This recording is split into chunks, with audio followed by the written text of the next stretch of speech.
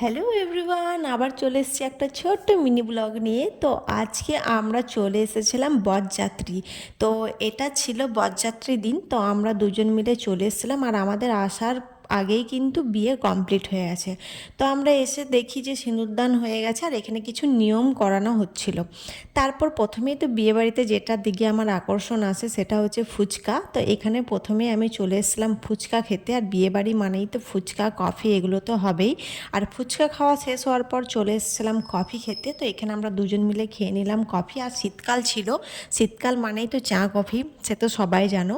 তো সব কিছু হয়ে যাওয়ার পর এবার বর কনেকে ফাইনালি আমরা দেখতে পেলাম, কারণ তখন প্রচুর ভিড় ছিল, তো তাদেরকে দেখা সম্ভব হচ্ছিল না, তাই আমরা বাইরে কিছুক্ষণ আড্ডা দিচ্ছিলাম। তারপর চলে এলাম খাবার খেতে, কারণ অনেকটা রাত হয়ে গেছিলো। আর বরযাত্রী এসেছে যেহেতু, তাই টাইম মতন খেয়ে দিয়েই কিন্তু আবার বাড়িয়ে ফিরতে হবে। তো চলো আজকে একটা ছোট্ট ভিডিও তোমার সাথে শেয়ার করলাম।